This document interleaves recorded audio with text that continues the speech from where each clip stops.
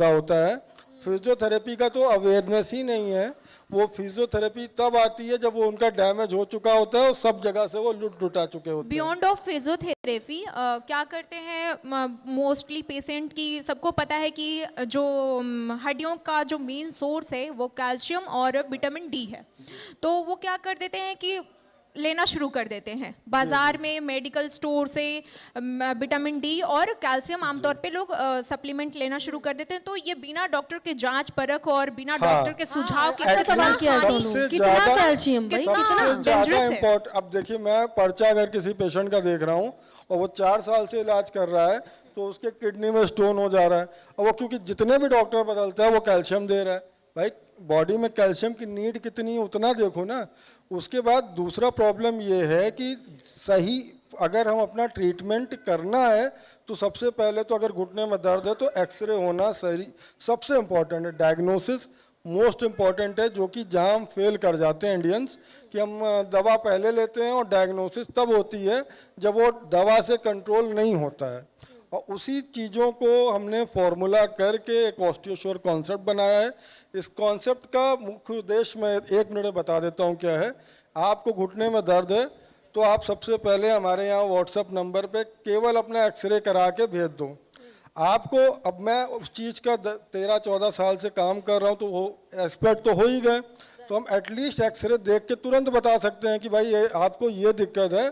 और फिजियोथेरेपिस्ट हूँ तो मुझे पूरी समझ है बायोमैकेनिक्स की कि कहाँ पे क्या दिक्कत आ रही है। अभी भी मुझे ये कंसेप्ट क्लियर नहीं हो रहा है कि फिजियोथेरेपी भी तो एक बाहर से दी जाने वाली हीट और ये सारी प्रोसेस है। हाँ। और आप बात कर रहे हैं कि कार्टिलेज 2 हड्डियों के बीच में मुलायम सा एक हड्डी की बहन जिसे कह लीजिए आम भाषा में, तो फिजियोथेरेपी कैसे वहां पहुंचती है? मैम, फिजियोथेरेपी हीलिंग को प्रमोट करती है, ठीक है। अगर कहीं हमारे घुटने में, तो फिजियोथेरेपी सिर्फ कोई मशीन लगाना नहीं है। जैसे मैंने फुटवेयर की बात की, फुटवेयर ने क्या किया कि बैलेंस कर दिया पैर को।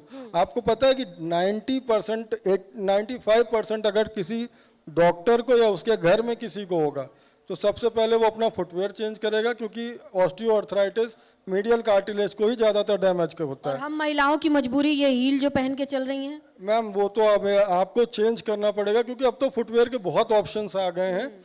और अब तो महिलाएं जूते पहने, कुछ भी पहने, अब तो फैशन है, आपने जो पहन लिया वही फैशन है। हम लोग को सोचना पड़ता है। आप अगर साड़ी पे जूता पहनेंगे तब भी फैशन है।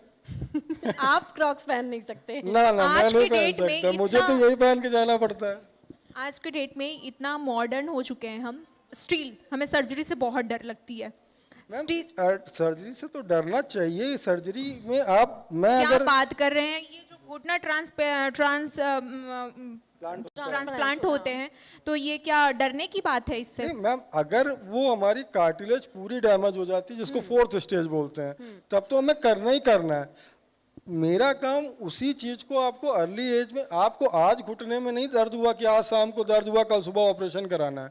आपको तो 2 साल बाद ट्रांसप्लांट की जरूरत पड़ेगी। डॉक्टर साहब, एक बहुत जरूरी चीज जो आपसे मतलब हम लोग मिस कर गए, फुटवेयर के बारे में थोड़ा और बताइए ना, कि फुटवेयर से कैसे आप ठीक करते हैं? क्योंकि देखिए हर कोई जूता पहन रहा है, जूते पे अच्छा खासा बजट खर्च हो रहा है, लेकिन क्या पहन ले कि कम से कम घुटने बचे रहे? देखिए, ये क्या होता है कि मतलब वही पे बात मैं कर रहा था कि जब आपका कोई एक्सरे हमारे ऑस्टियोश्योर में आता है तो हम बायोमैकेनिक्स के तरीके से समझते हैं कि कार्टिलेजेस पे, किस कार्टिलेज पे कितना वेट है।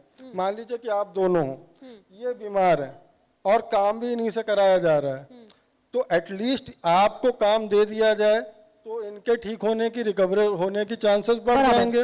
आपने कहा ठीक है तू आराम कर, मैं काम कर लूंगा, मैं वेट उठा लूंगा, तो इनके चांसेस ठीक होंगे। लेकिन आपने कहा नहीं जी, ऐसा है कि आप दवा खाओ, और दवा भी मैंने पेन किलर दी आपको, अब आपके डैमेज होने के चांसेस बढ़ेंगे। नहीं डॉक्टर साहब, मैं ये समझ रही हूँ कि अच्छी चप्पल से और एक प्रॉपर चप्पल से आपने बायोमैकेनिक्स बैलेंस कर दिया। इसको मैं समझा देता हूँ। डेली लाइफ में देखिए मैम, इसीलिए डायग्नोसिस जरूरी है। मतलब जो ऑस्टियोश्योर फुटवेयर है वो एक आम आदमी के लिए नहीं, आम आदमी के लिए डॉक्टर सोल्स आती हैं, चप्पलें आती हैं, सॉफ्ट कुशन वाली आती हैं, उसको आप पहने। उसके लिए ऑस्टियोश्योर नहीं है, आगे फ्यूचर में हो सकता है कि हम लोग करें। अरे प्लीज, लेकिन हम लोग जो कर रहे हैं वो हमारी जो है फुटवेयर है वो लेटरल वेज है, बाहर से थोड़ी उठी होती है जिससे वेट डिवाइड होता है लेटरल कार्टिलेज पे। और यही काम हर डॉक्टर, ऑर्थोपेडिक या कोई भी डॉक्टर होगा तो वो पेन किलर नहीं खाएगा, सबसे पहले अपनी फुटवेयर चेंज करेंगे। हम लोग जब डॉक्टर कम्युनिटी में बैठते हैं तो हम लोग जानते हैं और फिर पेशेंट के बारे में क्या कहा जाए। हंसी भी आती किसी किसी पेशेंट को कि मैं साइंस से समझा रहा हूँ, यहाँ भी बैठ के समझाऊंगा, अभी 10,000 लोग ये वीडियो शाम को देख भी लेंगे, लेकिन उसमें से 50 लोग कहेंगे अरे डॉक्टर साहब ये चप्पल तो हमको महंगी लग रही, दवाई दे दो हमको बढ़िया, तेल लगाने के लिए हाँ, बहुत तेल दे बोलते दो, हैं, पता दवाई नहीं दे हम दो। समझ नहीं पाए अभी तक, इसीलिए आपसे भी कहलवा रहे हैं। तेल देखिए मैम, अगर क्या नाम है, ऐसे कई आयुर्वेदिक तेल हैं जिनमें इंग्रेडिएंट होते हैं जो सूजन को कम करते हैं और क्या नाम है दर्द को कम करते हैं कि सुन्न करते हैं? मैम कम करने वाले भी होते हैं, सुन्न करने वाले भी होते हैं, लेकिन तेल का कॉन्सेप्ट प्रॉपर एक्सरसाइज, सिकाई और फिजियोथेरेपी के साथ बेटर है, ना कि हमने तेल लगाया।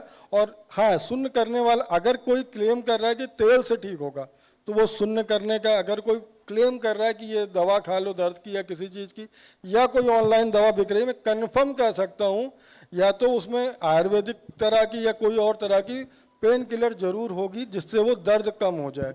घुटना ऐसे ठीक नहीं होगा, इसको आप बहुत मतलब उससे समझ लीजिए। मैंने 13 साल के अनुभव में 10-15 हज़ार पेशेंट देखे होंगे जिनका जानते हुए भी डैमेज होता चला गया और क्या नाम है उन्होंने कभी भी अपना सही डायग्नोसिस नहीं कराया, ना उस ट्रीटमेंट पे पहुंच पाए। फर्स्ट स्टेज, सेकंड स्टेज बहुत इंपॉर्टेंट होता है। ये कैसे पहचाने? मैम वो एक्सरे में क्या होता है कि एक्सरे आप भी, मैं बता